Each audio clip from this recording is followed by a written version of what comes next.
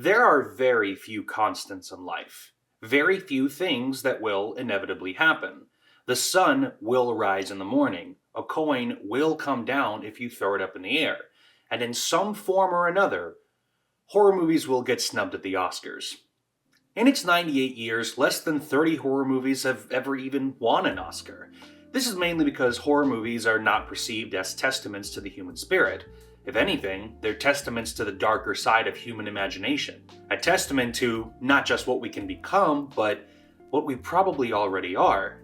But the sad truth about horror is that it's kind of been getting the short end of the stick for really as long as it's been around, even outside of the Oscars. Over the years, horror movies have faced bans, protests, moral outrage, and have consistently gotten lower budgets compared to other films, because studios typically aren't willing to take big financial risks on a genre whose rate of success is more unpredictable than the weather.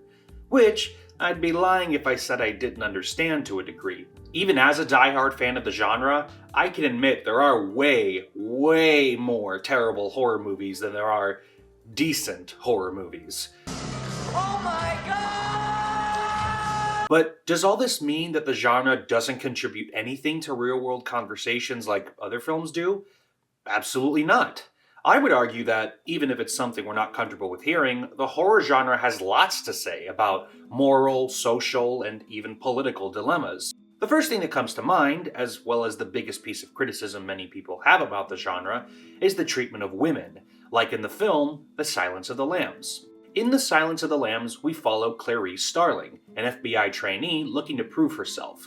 To do this, she turns to cannibal / former psychiatrist / former serial killer Hannibal Lecter, with the hope that he could shed some light on how to help her and the FBI catch another serial killer who is still at large, the deranged but ever evasive Buffalo Bill.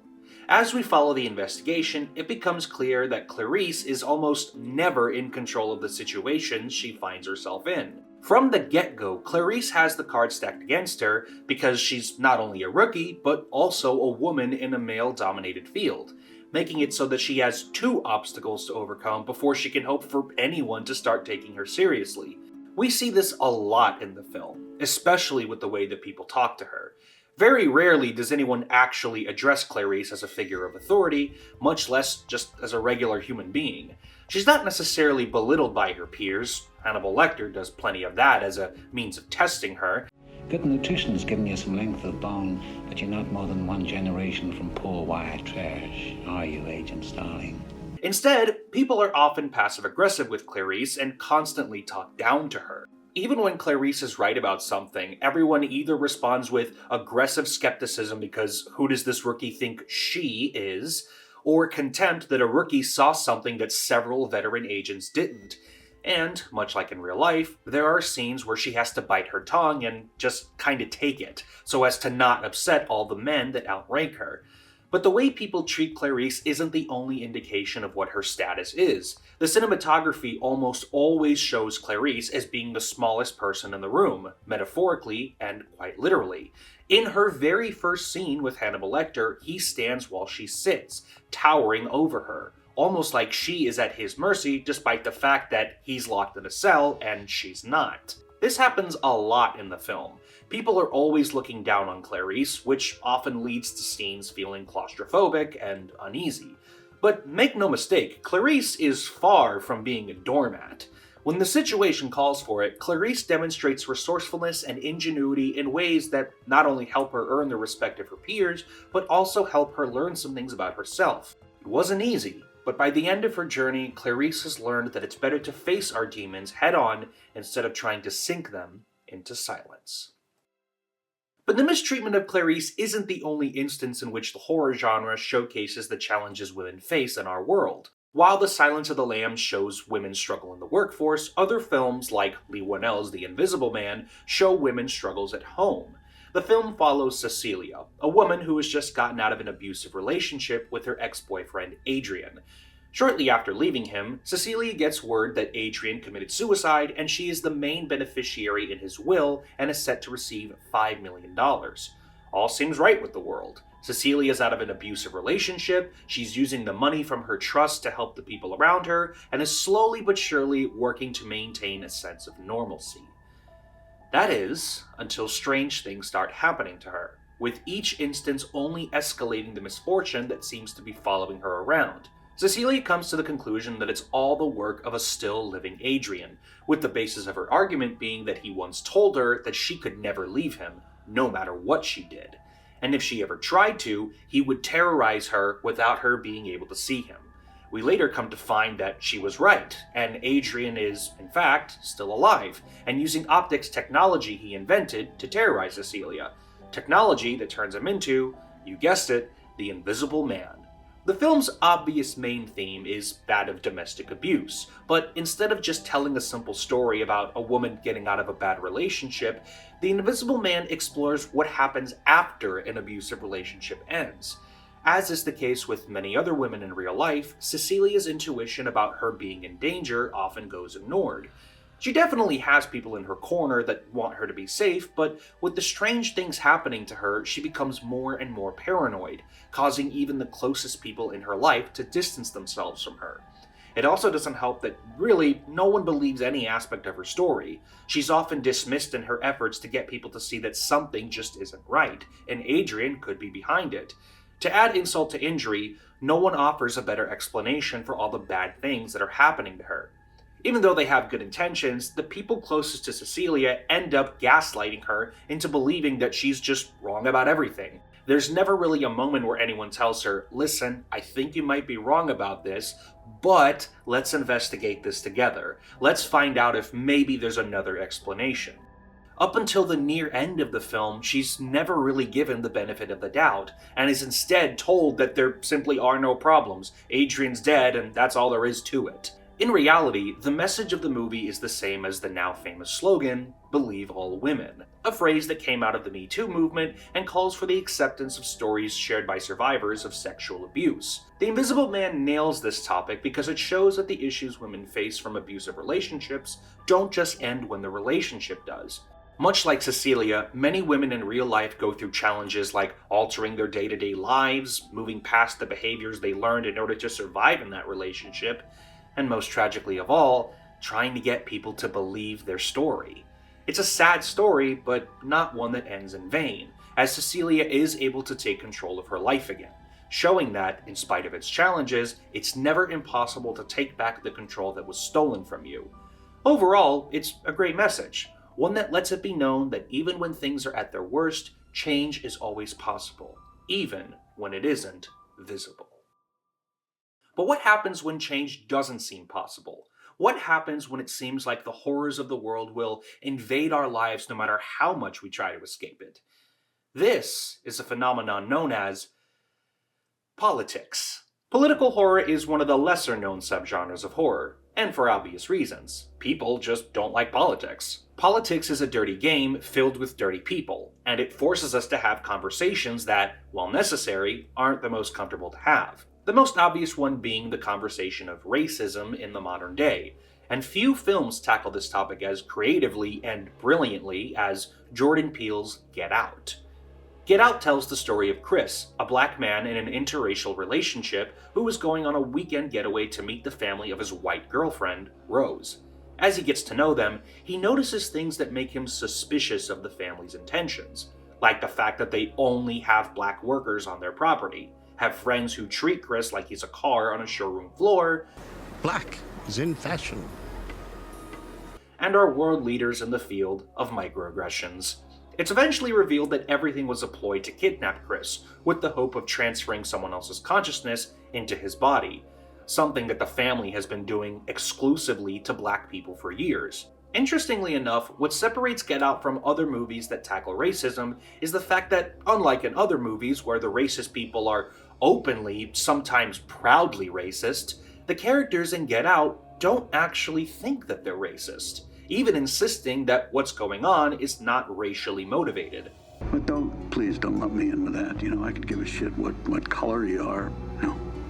But the only reason they've come to that conclusion is because of their over-reliance on complimenting black culture to cover up their fetishization of it. This is where microaggressions come into play. Get Out shows just how harmful microaggressions can be, regardless of intention, because, much like in the real world, the prejudice Chris faces comes from people who are constantly letting it be known that they're not racist, they're on his side. Yet, when talking to Chris, they seem to only want to talk about things that people would associate with black culture, like being better at sports, being fans of famous black people like Tiger Woods and Barack Obama, and having a bigger... well, you know. These are all things that could be perceived as positive, but the issue is that by talking about them with the only black guy in the room, his existence is reduced to nothing more than the fact that he's the only black guy in the room. However, the racism stops being casual and starts being in your face once the consciousness transfer becomes a factor. It's the ultimate microaggression, because whether or not the family wants to admit it, whether or not they truly even know it, they are white people who are hijacking the lives and bodies of black people for other white people. It doesn't matter if it truly isn't racially motivated. That's the reality of things. In this context, Get Out shows that giving unsolicited and backhanded compliments and wishing you could vote for Obama for a third time doesn't make you a non-racist person. If anything, it suggests that you're a racist person who just feels guilty. That in and of itself is a very delicate conversation, one that requires nuance and the understanding that some things aren't just black and white. Consider this situation. Fucking handle. That's part of why the film works so well. It says the quiet part out loud in a way that's subtle and creative. But not all political horror films convey their messages that way. Instead, franchises like The Purge present political arguments in ways that aim to keep us entertained and disturbed for all the right reasons. The Purge films tell the story of a dystopian United States, where one night a year, all crime, including murder, is legal. The films delve into topics like class disparities, government overreach, the glamorization of political opinions, and the lack of accountability for those who let their money do the talking. Problems that seem to get worse and worse with each passing year because of the government's efforts to keep the Purge going. While the Purge enriches the few, it also causes irreparable harm to the many. The films show us that it's not just the guns and machetes that hurt people on Purge night. The true weapon is the sense of entitlement. Every Purge film showcases the insane lengths people are willing to go to in order to cleanse themselves of their anger and frustration, even if what that entails is murdering inconsequential bystanders. There's also a very apparent lack of tolerance for any kind of criticism towards the Purge. This is because the people of this world are fed propaganda intended to make them believe that the Purge isn't just good for the American people, but it's necessary. But unbeknownst to the public, the origins of the Purge itself are rooted in a government cover-up. We learn in the first Purge, the movie The First Purge, not the first Purge movie. I'm talking about the fourth film in the franchise. That one's called The First Purge. Anyways, we learn in the first Purge that the Purge itself is technically a failed social experiment, because during the first ever Purge, which took place on Staten Island, no one really participated in violent acts. That is, until the franchise's extremist political party, the New Founding Fathers, sent in mercenaries disguised as civilians to destroy property and hunt down the less fortunate in order to justify the Purge's existence, and make it a nationwide event. This serves as a direct parallel to our world, where we celebrate certain holidays like it's a positive occasion, even though its positivity is based on a lie. Who would have thought that movies about rich white people destroying America would have so much to say about the real world? I know a lot of people have criticized and made fun of the Purge movies because of how overzealous they are with their less than subtle messages, at times cartoonishly evil villains, and over-the-top Halloween costumes that have been seen at every single Halloween party since 2013. But when you think about it, it's kind of ahead of its time in all the worst ways. The people in the Purge films dress and act the way they do because they're seizing an opportunity to release the beast in every way possible. Part of that is using their attire to show the world which side of the aisle they're on. The costumes aren't just for dramatic effect. They are a display of what their entire identity is based off of. An identity comprised of years of pent-up anger and entitlement, believing that in order for things to make sense, innocent people have to suffer at their hands. Maybe the people participating in the Purge have to suffer as well. Maybe everybody, whether they're involved or not, has to suffer just so that things are even. It's a scorched earth, almost nihilistic mentality that is unfortunately prevalent in a world where change never really sticks. As we see when the Purge is overturned in the Purge election year, but then reinstated in the Forever Purge. Yeah, this series has its flaws, but I think what's truly frightening about them is just how accurate they were in depicting lawlessness and cruelty being encouraged in America, a nation reborn. That said, even though politics is a part of our everyday world, to some degree, it is still something we can kind of get away from. But there's one thing we can never escape, and that is our own minds. Which brings us to my favorite horror subgenre, psychological horror. Arguably the most popular subgenre in the world of horror, psychological horror movies show us that the monsters we face don't always come from the dark or from some other dimension. But sometimes they come from our own minds, as is the case in Parker Finn's Smile. The film follows Rose Cotter, a psychiatrist with a traumatic past who has just witnessed one of her patients, Laura, commit suicide after telling Rose that an evil entity has been taking over her life. Afterwards, Rose's life begins to fall apart as everywhere she goes, she's antagonized by hallucinations of people who are all smiling at her. And not just any smile, but a smile that pierces your soul. A smile that sets off every alarm your brain has. Almost like the person isn't looking at you, they're looking through you. Rose discovers that whatever it was that drove Laura to kill herself has now been passed to her, and with the help of her ex-boyfriend Joel, Rose goes down the rabbit hole to find out what exactly it was that killed Laura, and what seems to be coming for her next. The film explores themes of trauma, crisis, and the pointless effort of trying to bury our demons. But I think what I find particularly interesting about Smile is that there is one key element that separates it from the other films that I've talked about thus far. That being, its ending.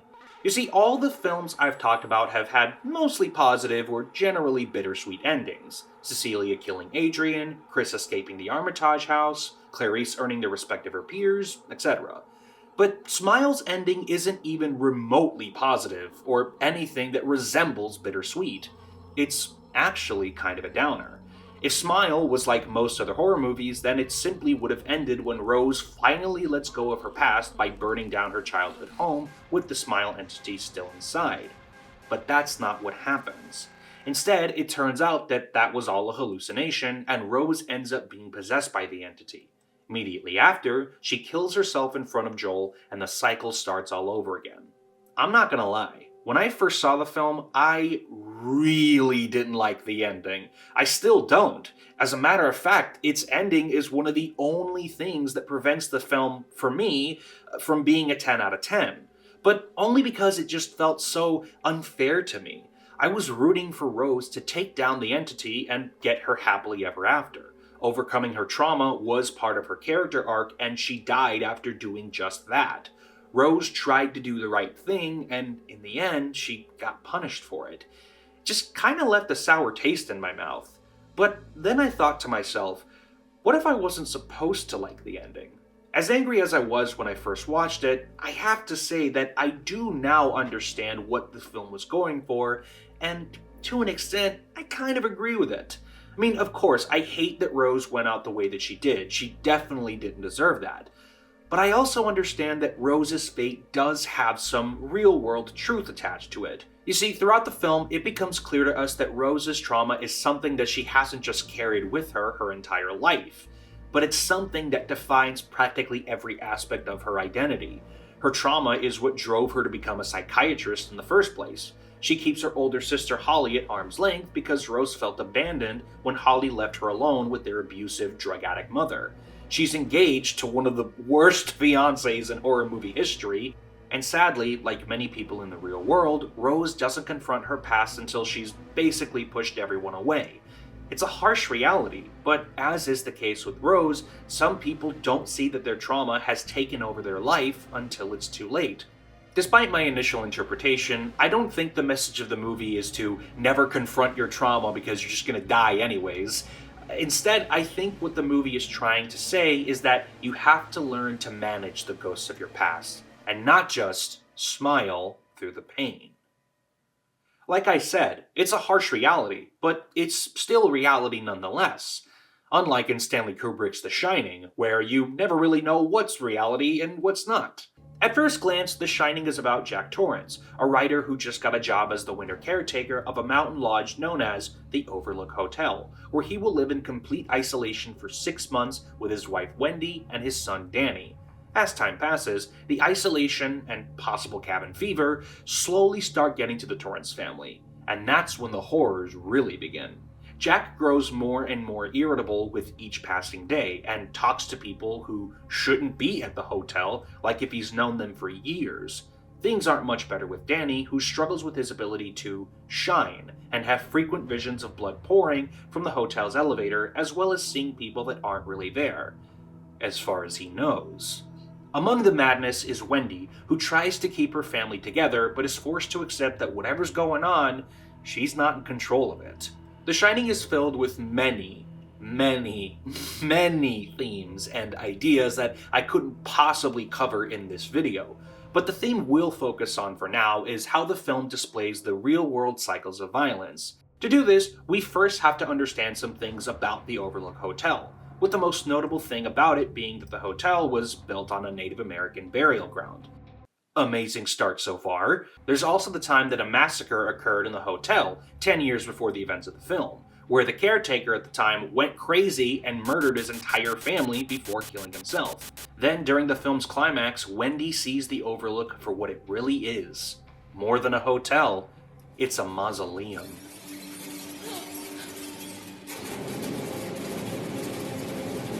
All this to say, the hotel has a dark and violent history that is so strong it has a physical impact on the characters themselves, even being able to suck them into its history. Allegedly.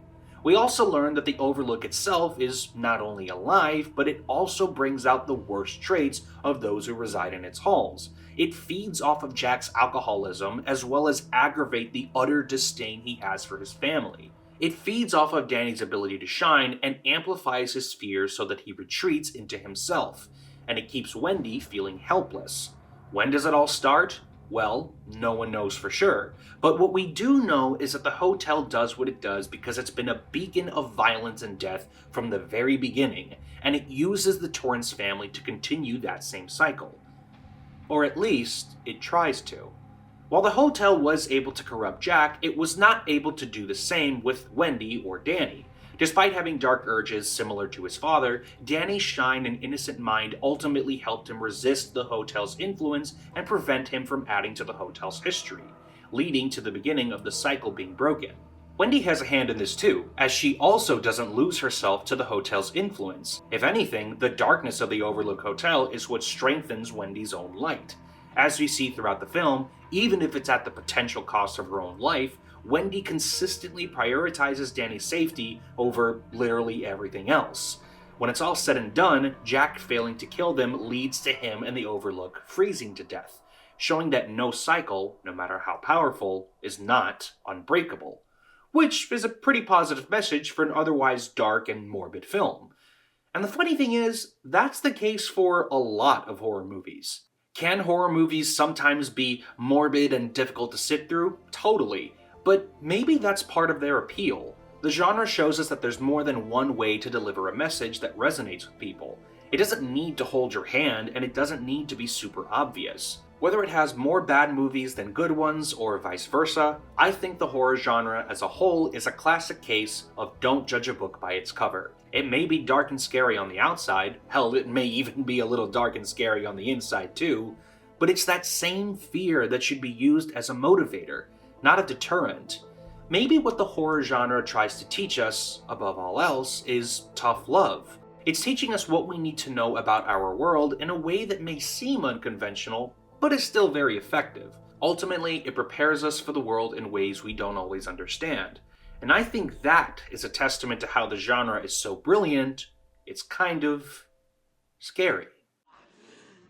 I'll swallow your soul! Come get some. But anyways, guys, thank you all so much for watching, and if you want to see more videos like this, then be sure to hit that subscribe button and notification bell so you're notified every time I upload a new video. If you like this video, be sure to give it a thumbs up and leave me a comment letting me know what you want to see next. But other than that, guys, thank you all so much for watching, and have a great day.